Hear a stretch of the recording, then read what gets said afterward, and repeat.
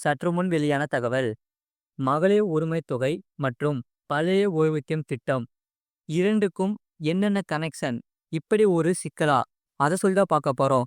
நீங்க நம்ம சேனலும் சப்ஸ்கிரைப் பண்ணாம இருந்தீங்கன்னா மறக்காம லைக் பண்ணிக்கோங்க, சப்ஸ்கிரைப் பண்ணிக்கோங்க. உங்க நண்பர்களுக்கு தெரியப்படுத்த ஷேர் பண்ணுங்க. தமிழ்நாட்டில் பழைய ஓய்வூதிய திட்டத்தை கொண்டு வர வேண்டும் என்று அரசு ஊழியர்கள் தொடர் கோரிக்கைகளை வைத்து வருகின்றனர். நேற்று கூட ஏஐடியூசி நடத்திய ஆர்ப்பாட்டத்தில் இதே கோரிக்கை வைக்கப்பட்டது. ஆனால் இதில் கவனிக்க வேண்டிய விஷயம் என்று பார்த்தால், தமிழக அரசிடம் இந்த திட்டத்தை மீண்டும் கொண்டு வர போதிய நிதி இல்லை.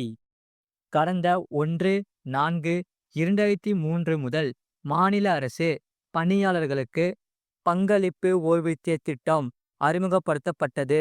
அதே வேளையில் ஒன்றிய அரசு பணியாளர்களுக்கு தேசிய ஓய்வூதிய திட்டம், அதாவது நேஷனல் பென்ஷன் சிஸ்டம் 1/1/2004 முதல் அறிமுகப்படுத்தப்பட்டது. இருப்பினும் மாநில அரசு பணியாளர்களுக்கு தொடர்ந்து பங்களிப்பு ஓய்வூதிய திட்டமே தொடர அனுமதிக்கப்பட்டது. எனினும் மாநில அரசு பணியாளர்கள் 1/4/2003க்கு முன்பிருந்த திட்டத்தை செயல்படுத்திட வேண்டி தொடர்ந்து கோரிக்கைகள் விடுத்து வருகின்றனர். இந்நிலையில் 24/1/2025 அன்று ஒன்றிய அரசு பணியாளர்களுக்கான ஒருங்கிணைந்த ஓய்வூதிய திட்டம் குறித்த அறிவிக்கை வெளியிடப்பட்டுள்ளது. எனவே பழைய ஓய்வூதிய திட்டம், பங்களிப்பு ஓய்வூதிய திட்டம் மற்றும் ஒருங்கிணைந்த ஓய்வூதிய திட்டம் ஆகிய 3 ஓய்வூதிய திட்டங்கள் குறித்து விரிவாக ஆராய்ந்திட ஒரு குழு அமைத்திட அரசு முடிவு செய்துள்ளது. மாநில அரசின் நிதி நிலையினையும் பணியாளர்களின் ஓய்வூதிய கோரிக்கைகளையும் கருத்தில் கொண்டு நடைமுறைப்படுத்த தக்க உரிய ஓய்வூதிய முறை குறித்து பரிந்துரையினை அரசிற்கு அளித்திட கீழ்காணும் அதிகாரிகள் அடங்கிய குழு ஒன்றை அமைத்து ஆணை வெளியிடப்பட்டுள்ளது. இப்படிப்பட்ட நிலையில்தான் நேற்று ஏஐடியூசி நடத்திய ஆர்ப்பாட்டத்தில் இதே கோரிக்கை வைக்கப்பட்டது. ஆனால் இதில் கவனிக்க வேண்டிய விஷயம் என்று பார்த்தால், தமிழக அரசிடம் இந்த திட்டத்தை மீண்டும் கொண்டு வர போதிய நிதி இல்லை. இதற்கு காரணமாக மகளிர் உரிமைத் தொகை திட்டத்தை அரசு ஊழியர்கள் குறிப்பிடப்படுகின்றன. இதன் காரணமாகவே தமிழக அரசுக்கு போதிய நிதி இல்லை என்றும் அரசு ஊழியர்கள் கூறுகின்றனர். அதாவது அந்த திட்டத்திற்கு அதிக நிதி செலவிடப்படுவதால் மீண்டும் பழைய ஓய்வூதியத்தை திரும்ப கொண்டு வர முடியாது என்று வாதம் வைக்கப்படுகிறது. அரசு அமைத்துள்ள குழுவும் நிதி சிக்கல் தொடர்பான ஆலோசனைகளை ஆய்வுகளை செய்யும்.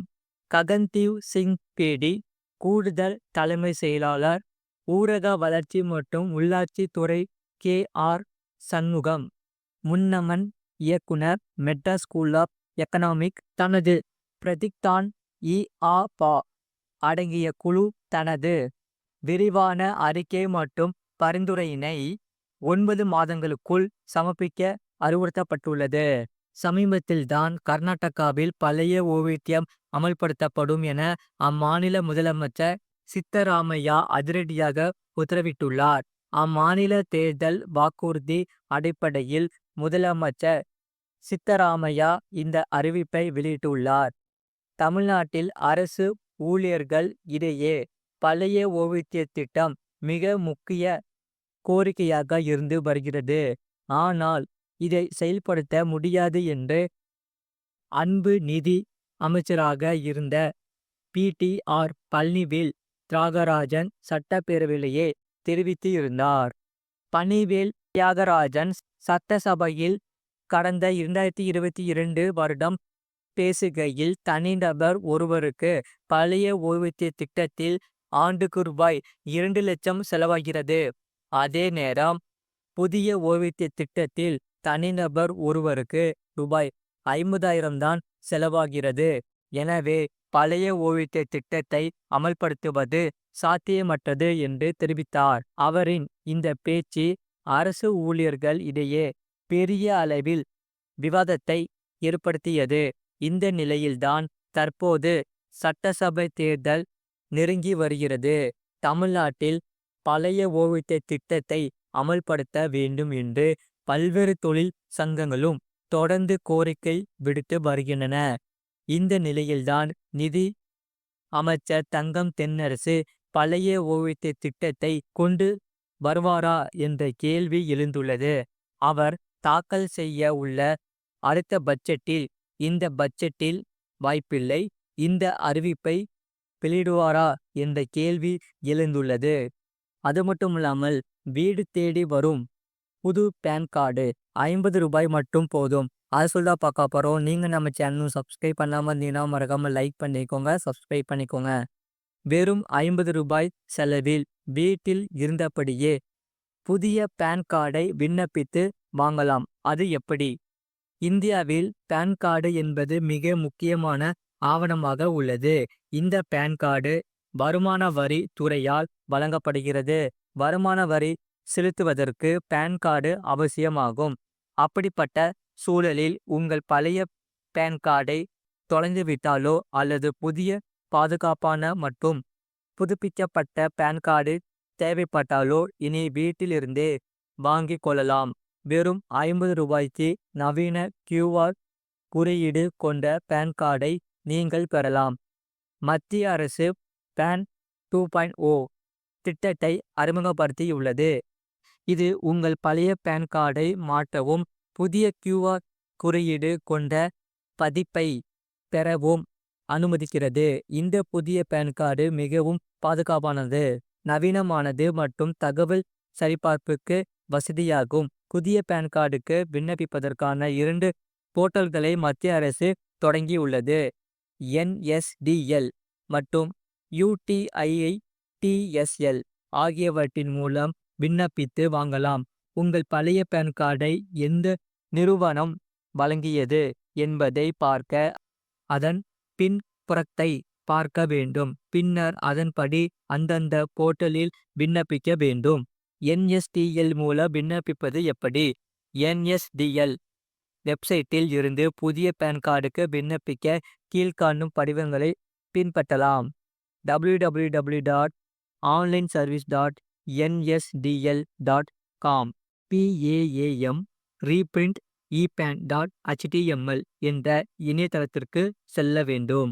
பேன் கார்டு, ஆதார் கார்டு, பிறந்த தேதி போன்ற தேவையான விவரங்களை உள்ளிட வேண்டும்.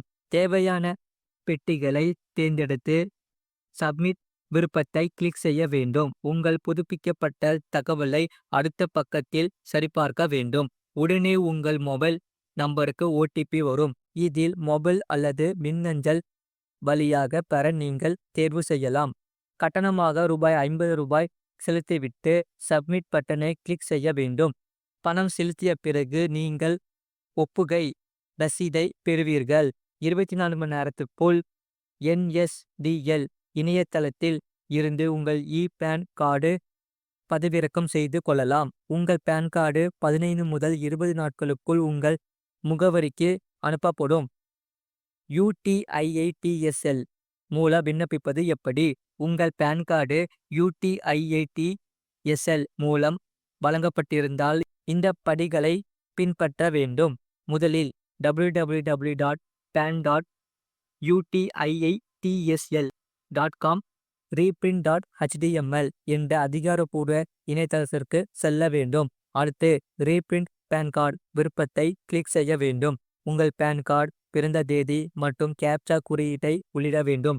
OTP சரிபார்ப்பை முடித்து கட்டணமாக ரூபாய் 50 செலுத்த வேண்டும். 24 மணி நேரத்துக்குள் பிறகு உங்கள் பேன் கார்டை பதிவிறக்கம் செய்யலாம். 15 முதல் 20 நாட்களுக்குள் உங்கள் முகவரிக்கு பேன் கார்டு டெலிவரி செய்யப்படும். இது போன்ற செய்திகளை உடனுக்குடன் அறிந்து கொள்ள மறக்காம சேனலை சப்ஸ்கிரைப் செய்யுங்கள். மற்றவர்களுக்கு தெரியப்படுத்த ஷேர் செய்யுங்கள்.